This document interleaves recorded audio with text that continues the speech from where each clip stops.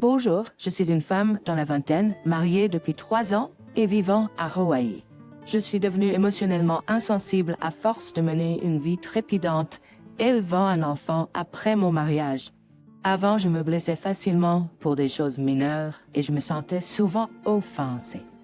Cependant, j'essaie maintenant d'équilibrer la garde d'enfants avec les tâches ménagères, donc je n'ai honnêtement pas le temps de prêter attention à mes propres sentiments. Mais il y a quelques jours, j'ai été profondément blessée par quelqu'un de très proche de moi. La raison pour laquelle je partage mon histoire est à cause de cet incident. Les gens disent qu'un enfant qui grandit en recevant de l'amour, sait comment aimer. Cependant, je suis fermement en désaccord avec cette affirmation. Honnête, j'ai grandi en me sentant peu aimée, du moins par ma propre mère. J'ai une sœur qui est 2 ans plus âgée que moi. Parce qu'elle était le premier enfant né dans une famille sans enfants, elle a reçu tout l'amour et l'attention de tout le monde dans la famille. Même aujourd'hui, des parents qui viennent rarement nous rendre visite se souviennent encore du nom de ma sœur car elle était si aimée. En revanche, c'était une autre histoire pour moi. Quand je suis née, la femme de mon oncle et la sœur de ma mère ont toutes deux eu des bébés 1 mois plus tôt. Donc je n'ai pas reçu d'attention. C'était plus parce qu'ils avaient des filles, alors que j'étais une fille, ça aurait pu s'arrêter là. Cependant, quand ma grand-mère paternelle est venue chez nous après avoir appris que j'étais née, elle a pleuré bruyamment parce que j'étais une autre fille et pas un fils. Mon père était le chef de famille, et même si ma mère a eu un accouchement difficile, ma grand-mère l'a maltraitée simplement parce qu'elle avait une fille pour la 2e fois. Bien sûr, ma grand-mère paternelle n'avait aucune raison de me regarder avec bienveillance non plus. En grandissant, ma mère me traitait différemment de ma sœur, qui recevait toujours les choses les plus belles et les plus jolies. Quand nous sortions, ma mère habillait ma sœur comme une princesse, mais elle m'habillait avec des vêtements sombres et moches et me coupait les cheveux courts pour faciliter la manipulation. Les voisins soupçonnaient même que j'étais une fille née hors mariage. Cependant, quand j'étais plus jeune, j'ai essayé de gagner l'attention de ma mère en me comportant bien. J'étudiais dur et je remportais des prix dans des concours de dessin ou d'écriture à l'école. Je faisais bien tout le ménage et les courses et je souriais, cachant mes sentiments blessants devant ma mère. Je faisais de mon mieux, comme n'importe quel enfant de 10 ans, espérant recevoir de l'amour et de l'affection comme les autres enfants qui n'avaient pas à faire d'efforts pour les obtenir. Puis un jour, j'ai entendu ma mère parler à sa sœur dans une pièce avec la porte entrouverte. J'allais passer, mais je me suis arrêtée pour écouter quand j'ai entendu mon nom. La Kyung est une vraie renarde. Pourquoi fait-elle ça? Elle essaie de gagner sa sœur et elle essaie tellement fort d'étudier, d'écrire et même de jouer du piano. Que voulez-vous dire par être fière d'elle? Pour moi, ne savez-vous pas à quel point elle est ridicule? Même quand je la gronde, elle sourit devant moi. C'est tellement effrayant. Elle tient de ma belle-mère. Même si je l'ai, je n'éprouve vraiment pas d'affection pour elle. J'étais consternée. Je n'arrivais pas à croire que ma propre mère pensait ça de moi. Je savais pas ça et j'essayais tellement de lui plaire. J'étais tellement honteuse et pathétique que ça me rendait fou d'y penser. Je détestais ma mère. Je voulais lui faire mal comme elle m'avait fait mal. Si je meurs, est-ce qu'elle sera désolée? À un jeune âge, la meilleure vengeance que je pouvais imaginer était de disparaître. Alors, j'ai fermé les yeux pour sauter dans la rue pleine de voitures. Hé, Nakyung! La voix de mon père m'a arrêté juste au moment où j'allais sauter. Quand je me suis retournée, j'ai vu mon père rentrer du travail. Mon père avait l'air choqué et me regardait fixement. Dès que j'ai vu mon père, des sentiments blessants sont remontés en moi. J'ai couru vers mon père et j'ai pleuré longtemps dans ses bras. Je sanglotais bruyamment. Puis j'ai raconté toute l'histoire de ce jour à mon père. Cette nuit-là, mes parents ont eu une grosse dispute. Ma sœur m'a accusée, et si nos parents divorçaient, ce serait de ma faute, et elle me ferait payer pour ça. Je devais dormir dans la peur que mes parents se divorcent. Heureusement, ils ne se sont pas divorcés, mais sont restés froids l'un vers l'autre pendant un moment. Ma mère agissait également froidement envers moi. Après ce jour-là, j'ai décidé d'une chose. Et c'est un fait que ma mère ne se soucie que de ma sœur. Je ne supplierai pas pour son amour. Je n'ai plus essayé de plaire à ma mère pour recevoir son amour à partir de ce moment-là. Tout ce à quoi je pensais était de grandir le plus vite possible, de rencontrer quelqu'un qui m'aimait et de quitter la maison. Quand mon père est décédé d'une maladie quand j'avais 17 ans, j'ai commencé à économiser de l'argent en travaillant assidûment. J'ai ignoré les études et je me suis concentré uniquement sur gagner de l'argent. Je n'avais pas les notes nécessaires pour aller à l'université, et même si je réussissais l'examen pour l'université, je savais que ma mère ne paierait pas mes frais de scolarité. J'ai tout fait, travaillant dans un restaurant rapide, un centre commercial en ligne, en tant que mannequin d'essayage et livrant du lait. Quand le printemps est arrivé, j'ai eu 20 ans et j'ai quitté la maman. Je n'avais pas assez d'argent pour vivre seule, alors j'ai décidé de partager un appartement avec une fille que j'avais rencontrée dans un restaurant où je travaillais. On dit que c'est difficile quand on est loin de chez soi, mais pour moi c'était le contraire. Ma colocataire, qui était plus âgée que moi, me traitait mieux que ma propre sœur. Mes collègues et mon patron me traitaient tous chaleureusement. Sauf que la balance n'a pas duré. En raison de la baisse d'activité, le siège social a décidé de licencier des personnes. Comme j'étais la plus jeune, j'ai été la première à être licenciée car je n'avais pas de famille. Mon manager m'a recommandé à une de ses connaissances qui possédait un magasin de vêtements pour femmes dans un marché de gros. Quand je suis allée là-bas, j'ai découvert que le magasin était en fait détenu par la sœur aînée de mon ancien manager. J'avais mentionné que j'avais fait du mannequinat pour un centre commercial en ligne et il s'en souvenait et m'a recommandé. La propriétaire était très libérale. Elle était comme une guerrière amazone qui maudissait beaucoup et buvait beaucoup. En travaillant pour un patron comme ça, ma vraie nature que je ne connaissais pas a émergé. À la maison, je me suis toujours recroquevillée et je me suis considérée comme un grand lâche. Mais je ne l'étais pas. Quand des clients impolis causaient des problèmes, j'utilisais des gros mots sans hésitation et je me battais ou négociais habilement avec les clients de détail et je pouvais me lier rapidement avec des gens que je ne connaissais pas. J'ai réalisé que ma personnalité pouvait changer en fonction de la situation environnante. Après avoir travaillé pendant environ 6 mois, mon patron m'a demandé « Comment ça se passe avec Min?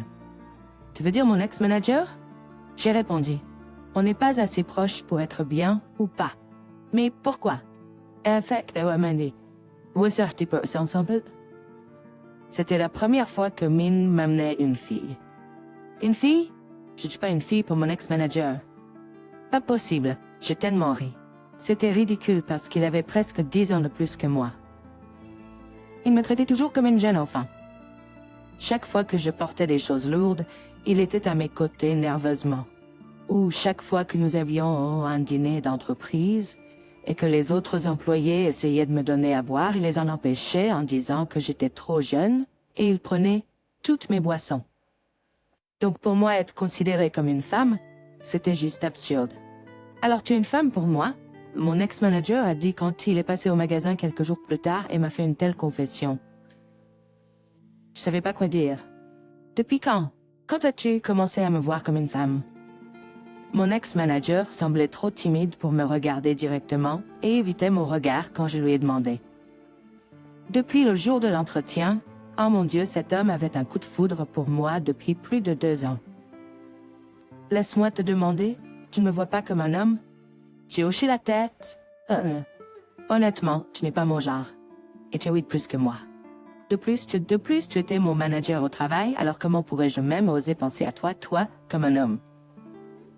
Bien sûr, tu es un homme sincère, travailleur et qui prend bien soin des choses. Cependant, ce ne sont pas les conditions pour devenir mon petit ami. Il semblait assez choqué par mes paroles. Il est parti sans rien dire. Quand je suis rentrée à la maison, j'ai raconté l'histoire à ma colocataire. Elle a alors révélé que tout le monde au travail était au courant de ses sentiments pour moi, sauf moi. Elle a demandé si je ne savais vraiment pas. En fait, nous pensions tous que vous deux deviendriez un couple à cause de sa dévotion envers vous. En fait, n'était-il pas d'une grande aide pour vous? Il n'y aurait pas de tel chevalier en armure brillante comme lui. Cependant, le jeu est terminé puisque vous ne le voyez pas comme un homme. Quand j'ai écouté ma colocataire, j'ai réalisé à quel point il avait été soutien pour moi. Il est resté silencieusement à mes côtés et a pris soin des choses derrière moi et je n'étais pas reconnaissante. Cette nuit-là, je n'ai pas pu facilement m'endormir. Après ce jour-là, mon ancien manager n'est plus venu au magasin. Ça m'a dérangé car je ne veux plus voir quelqu'un que je voyais si souvent. Cependant, je n'aurais pas vraiment révélé mes sentiments extérieurement. Après lui avoir dit qu'il n'était pas un homme pour moi, ce serait offensant de le chercher maintenant. Après un mois, mon patron est parti à l'étranger en vacances avec ses amis, donc j'ai dû gérer le magasin toute seule. J'ai dû réorganiser tout l'inventaire de l'usine et l'exposer pour la vente en gros et au détail, ce qui était épuisant. J'ai fini par tomber malade avec une forte fièvre et de terribles douleurs musculaires, mais j'ai quand même ouvert le magasin toute seule. Après avoir fini de nettoyer, j'ai essayé de m'asseoir sur une chaise, mais je suis tombée et je me suis évanouie. Dans un rêve, j'ai entendu quelqu'un m'appeler par mon nom. Nadium. Je me suis réveillée au son. Quand j'ai ouvert les yeux, quelqu'un dormait à côté de moi. C'était mon ancien manager. J'ai ressenti un soulagement en le voyant endormi. Tenant ma main fermement, je me sentais séparée du monde, toute seule, mais j'avais quelqu'un à mes côtés aussi. Je n'avais pas à essayer de lui plaire, mais à être moi-même. Et quand j'ai pensé que j'avais quelqu'un qui m'aimait, les larmes ont coulé. Alors j'ai pensé que je ne devais pas perdre cette personne. Alors je l'ai réveillé et je lui ai demandé d'être mon petit ami. Il avait l'air perplexe. Bien sûr, nous sommes devenus un couple quand il s'est réveillé. À partir de ce jour-là, lui et moi sommes devenus un couple. Après 2 ans de relation, mon patron m'a accueilli chaleureusement et nous a donné sa bénédiction. Ma belle famille m'a accueilli à bras ouverts. Le problème était ma famille. Depuis que j'ai quitté la maison à l'âge de 20 ans, je n'ai jamais appelé. Et maintenant que je vais me marier, ça me dérange de les appeler maintenant. J'avais peur qu'ils traitent mon mari de la même manière qu'ils m'avaient traité. Comme prévu, quand nous sommes rentrés chez moi, ma mère n'a servi qu'un peu de thé à l'heure du dîner. Ma mère n'avait pas l'air très heureuse et nous a demandé de lui donner la date du mariage avant de nous demander de partir. J'étais tellement embarrassée de regarder mon mari et j'aurais souhaité qu'il y ait un trou pour me cacher. Cependant, il a consolé à la place. J'ai de la chance. J'étais tellement nerveuse qu'elle me demande de rester pour le dîner. Ça aurait été un désastre pour moi. Il aurait été blessé, mais il a agi comme si rien n'allait en considérant mes sentiments. Je me suis sentie reconnaissante et désolée en même temps. Après avoir annoncé aux 2 côtés, nous avons commencé à préparer le mariage. Nous avons décidé de ne pas suivre l'échange traditionnel de cadeaux de mariage. À la place, mon mari obtiendrait notre logement de jeunes mariés, tandis que j'utiliserais mon argent économisé pour acheter des meubles et des appareils électroménagers de base. Je suis aucun de ma mère pour le mariage. J'ai pu tout préparer seule. Après 1 an de mariage, j'ai eu une grossesse et notre première fille l'année dernière. Pour être honnête, pendant l'accouchement, j'ai beaucoup pensé à ma mère. J'ai réalisé qu'elle avait dû endurer beaucoup de douleurs pour m'avoir. Je me suis sentie désolée de l'avoir détestée tout ce temps. Elle va accoucher, je l'ai appelée. Elle a dit, maintenant, tu réalises à quel point c'était dur pour moi de t'avoir. Tu prétendais que je te détestais, mais quelle mère au monde détesterait son enfant sans raison? Élève ta fille pour qu'elle soit comme toi, et alors tu me comprendras. M'as-tu appelé pour de l'aide avec tes soins postpartum? Si c'est le cas, n'y pense même pas. C'est trop dur pour moi de le faire. Va dans un centre de soins ou engage une aide. De nos jours, les mères ne font plus ça pour leurs filles. Ou demande de l'aide à ta belle-mère. Tu es sa belle-fille qui a donné naissance à sa petite-fille. Elle ne refuserait pas d'aider, n'est-ce pas? Et en réalité, je n'avais pas intention de demander de l'aide à ma maman. Ma belle-mère avait offert de l'aide dès le début. Ma mère disait que c'était difficile pour elle d'aider. Et pourtant, elle demande à ma belle-mère de le faire. ce qui est tellement comme elle. J'ai découvert plus tard que mon mari savait que je ne m'entendais pas bien avec ma mère, alors il avait déjà demandé à sa mère de m'aider. J'ai été tellement touchée, ça considère, que j'en ai pleuré. Cependant, quand ma belle-mère préparait des repas pour moi, je me sentais vraiment mal à l'aise de la faire travailler. Au début, j'ai eu des problèmes de digestion pendant quelques jours, car je me sentais tellement coupable. Cependant, que pouvais-je faire, puisque mon corps n'allait pas bien? Alors, je me suis forcée à penser qu'à me rétablir le plus rapidement possible et à rembourser son aide en double. Quand j'ai décidé de cette façon, j'ai pu mieux manger sans me sentir coupable. Après 3 semaines, j'ai pu reprendre mes activités normales. Une relation humaine est un échange, et puisque j'ai reçu beaucoup d'amour de ma belle-mère, j'ai pensé à prendre soin d'elle encore plus. Chaque fois que nous sortions, beaucoup de gens pensaient que nous étions proches, parce que nous sommes mère et fille. Dans mon cœur, je considère ma belle-mère comme ma propre mère. Quand le premier jour de ma fille est arrivé, j'étais occupée à préparer sa fête quand j'ai reçu un appel de ma mère. Elle a exigé que je rentre à la maison. J'ai laissé mon bébé sous la garde de mon mari et je suis rentrée seule à la maison. Ma sœur était là aussi. Dès que ma mère m'a vue, elle a dit « Puisque ta sœur va bientôt se marier, je veux que tu viennes vivre dans cette maison qui est trop grande pour une personne âgée comme moi. Ce serait bien pour ton enfant aussi. » En vérité, j'étais son épouse. Depuis quand pense-t-elle autant à moi et me demande-t-elle de venir vivre avec elle? Et mon mari, qui devrait vivre avec sa belle-mère. C'était ridicule. Alors j'ai dit, maman, de quoi parles-tu? Veux-tu que mon mari vive avec toi, sa belle-mère? N'as-tu pas de conscience? As-tu fait quelque chose pour qu'il prenne soin de toi? Et pourquoi décides-tu de ça toute seule? Ne te souviens-tu pas comment tu l'as traité quand il s'est marié?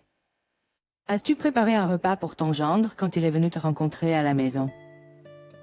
C'est pas tôt. Je ne suis pas une étrangère, mais ta fille.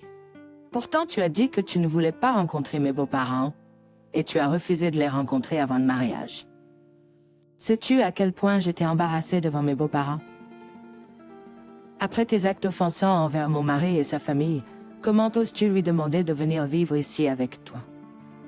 C'est une personne sans cœur. Comment est-ce que tu ne peux pas visiter l'hôpital même une fois quand ta propre fille a eu un bébé? Et tu avais trop peur que je te demande de m'aider à prendre soin de moi après la naissance du bébé. Le bébé est né et tu l'as confié à ma belle-mère. Et maintenant tu me demandes de prendre soin de toi et de vivre ensemble. Je ne le ferai pas. Je ne ferai jamais. Alors réveille-toi et ne rêve même pas de ça. Si tu veux vivre avec ta fille, tu devrais vivre avec ta première fille, bien-aimée. Tu devrais avoir une conscience, au moins. J'étais tellement en colère quand j'ai entendu ces paroles que je lui ai crié dessus. J'ai déversé toute la rancœur qui s'était accumulée dans mon cœur. Et tu croirais ce qu'elle a dit? Comment oses-tu dire ça? Dois-je rencontrer tes beaux-parents quand je ne veux pas? Et si je les rencontrais? Le mariage était prévu. Est-ce qu'il sera annulé parce que nous ne nous sommes pas rencontrés avant? Si je t'ai donné naissance, élevée et éduquée, en tant que fille, tu devrais remplir tes responsabilités.